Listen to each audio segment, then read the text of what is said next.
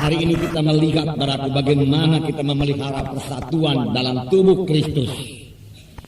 Minggu yang lalu kita mendengarkan firman Tuhan mengenai maksud atau tujuan yang kekal dari Allah Bapa. Satu tujuan yang tetap di hati Bapa. Apakah tujuan yang terdapat dalam hati Bapa dari mulanya? Apakah tujuan itu? Saudaraku, dengan singkat saya ulangi lagi pada hari ini bahwasanya tujuan kekal daripada Allah Bapa yaitu supaya Dia memiliki manusia-manusia yang seturut dan segambar dengan Dia sendiri. Itulah sebabnya saudaraku, Tuhan menciptakan Adam dan Hawa yang segambar dengan Tuhan. Dan Tuhan sangat memberkati Adam dan Hawa. Tuhan sangat mengasihi Adam dan Hawa. Dan Adam dan Hawa memperoleh hak atau kebebasan untuk memilih dari Tuhan. Tuhan memilih, Tuhan memberikan kebebasan untuk memilih pada Adam dan Hawa. Dan diminta Tuhan supaya Adam dan Hawa ini mematuhi Tuhan. Itu sebabnya Tuhan memberikan satu pohon di tengah taman Eden itu yang tidak boleh diambil buahnya atau dimakan buahnya. Tetapi sayang sekali setan saudaraku penipu.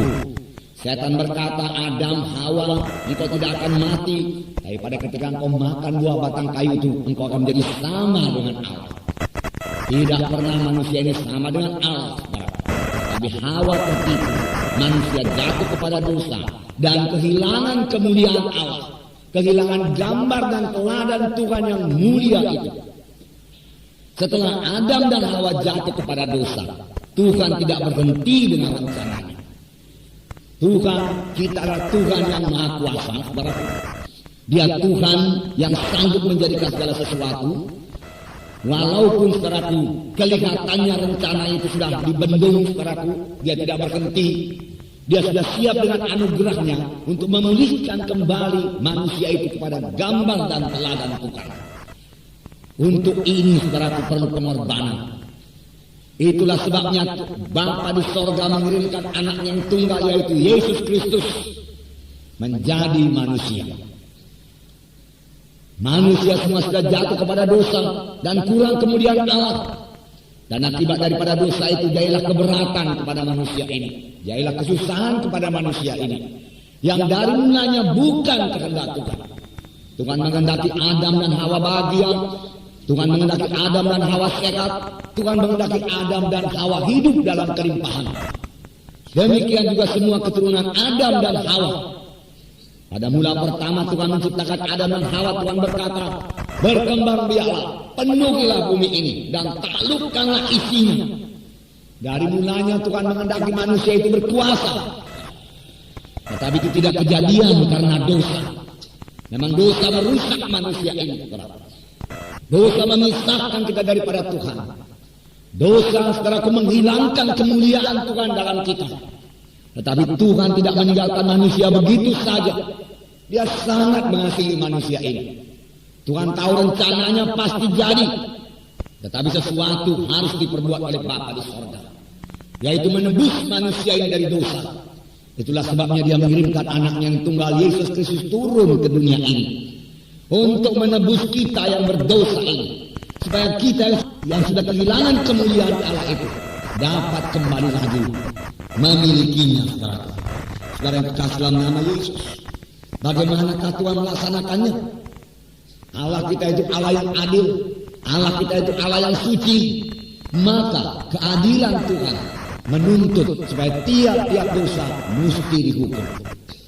Kalau dosa dibiarkan saja, maka Allah itu bukan Allah yang adil. Seorang hakim yang adil di dunia ini pun harus menghukum dosa. Bapa harus menghukum dosa itu, saudara. Dan lagi kesucian Bapa di sorga, saudaraku. Kesucian sorga itu menuntut, saudaraku, tidak ada dosa yang bisa masuk ke sorga. Kesucian sorga akan dikotori oleh satu dosa yang masuk ke sorga. Padahal semua manusia ini sudah jatuh kepada dosa. Jadi bagaimanakah jalannya supaya manusia ini bisa kembali lagi kepada Tuhan? Harus ada seorang yang dikorbankan. Dan ini memang sudah diterangkan Tuhan dalam perjanjian lama melalui nabi-nabinya. Pada waktu itu, dikala bangsa Israel berbuat dosa, maka mereka harus menyembelih seekor domba yang tidak bercacat celah. Darahnya dicurahkan di atas mezbah, itulah penebus dosa mereka. Tetapi sebenarnya darah kambing atau darah domba manapun tidak bisa menghapus dosa manusia ini.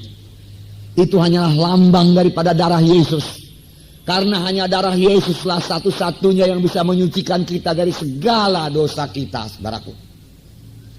Saudara, kemudian Yesus datang dan dia menjadi manusia. Tidak ada dosa pada Yesus. Tetapi semua dosa manusia ini ditimpakan kepada Yesus. Dan Yesus sudah dihukum bukan karena dosanya. Karena dia tidak memiliki dosa. Tetapi dia dihukum karena dosa saya dan dosa saudara. Dan dosa segenap manusia ini. Itulah sebabnya anak Allah itu, saudaraku, bergumul di Getsemani. Bapa, kalau boleh biarlah cawan ini lalu daripadaku, tapi bukan kehendakku, kehendakmu jadi.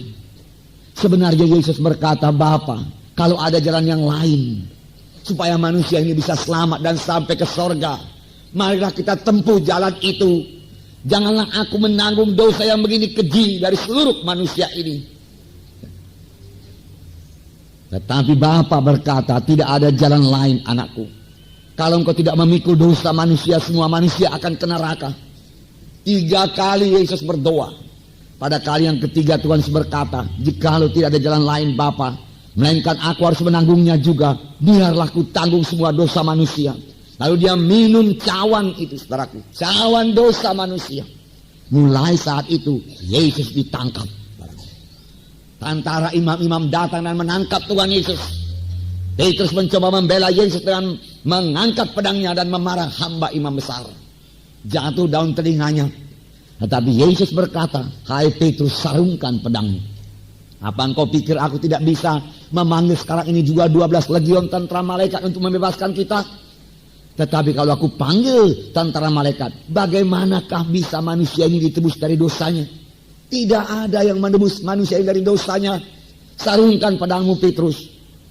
Jangankan 12 legion, 1 legion tentara malaikat sudah sanggup mengalahkan seluruh tentara Roma dan tentara imam-imam. Jangankan 1 legion, 1 malaikat saja sudah cukup, saudaraku. Tetapi Tuhan tidak berbuat demikian. Karena memang tujuannya datang ke bumi ini untuk menebus manusia dari dosa. Untuk mengangkat manusia dari kematian rohani. Dan memberikan satu kehidupan rohani kepada manusia itu. Supaya manusia itu kembali segambar dengan Tuhan. Karena itulah tujuan kekal dari Allah Bapa dari mulanya. Supaya manusia itu kembali mulia. Kembali kepada rupa dan teladan Tuhan. Yang kelak dibentuk Tuhan terus. Didewasakan Tuhan terus. Sehingga menjadi pengantin-pengantin Kristus. Menjadi pengantin Kristus. Saudara kekasih dalam nama Yesus. Kemudian Yesus, saudaraku, diadili. Kemudian Yesus, saudaraku, mengangkat salib dari Yerusalem ke Golgota. Di mana tangannya dipaku, kaki dipaku, kepala diberi mahkota duri, darah merembes, saudaraku, menetes dari seluruh tubuh Tuhan Yesus. Darah yang suci, darah yang tidak berdosa. Apakah gunanya darah ini dicurahkan? Firman Tuhan berkata, kamu ditebus bukan dengan emas dan perak.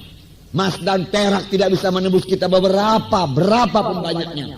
Tetapi kamu ditebus dengan darah yang mahal.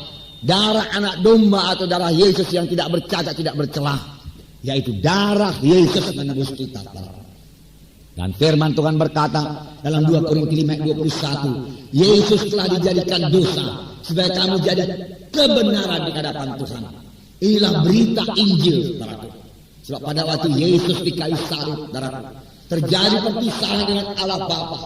Yesus berteriak, Eloi, Eloi, lama sabachthani. Bapa, mengapa engkau tinggalkan aku? Bapa meninggalkan Yesus. Karena pada waktu itu, saudaraku, itulah perpisahan yang pertama dan yang terakhir, saudaraku. Mengapa? Karena Yesus sudah dipenuhkan dengan dosa manusia. Tapi itu tidak lama, saudaraku. Kemudian Yesus berkata, sudah genap. Dan Yesus mengembuskan napasnya di kayu salib di Golgota. Yesus mati. Sudah genap ditanggung oleh Tuhan Yesus semua dosa manusia ini. Betapapun besarnya, betapapun merahnya, betapapun kejinya, semua sudah ditanggung oleh Tuhan Yesus. Dan firman Tuhan berkata dalam 2 Korintus 5:21, Yesus telah dijadikan dosa supaya kita jadi kebenaran di hadapan Tuhan. Benar, saudara. Kita dibenarkan bukan karena kebaikan kita. Kita dibenarkan bukan karena kejujuran kita, saudara. Bukan. Kita dibenarkan bukan karena apa yang kita capai di dunia ini, saudara. Bukan karena sumbangan kita yang banyak kepada gereja. Bukan, saudara. Bukan karena kita menolong orang miskin atau orang yatim piatu. Bukan, saudara. Semua perbuatan itu baik dan diberkati Tuhan, saudaraku. Tetapi semua perbuatan baik kita itu tidak sanggup saudara membawa kita kembali kepada rupa dan gambar Tuhan. Apalagi membawa kita kembali kepada hidup yang kekal. Hanya ada satu juru selamat. Hanya ada satu jalan ke surga, yaitu Tuhan Yesus Kristus. Tidak ada jalan lain, saudara.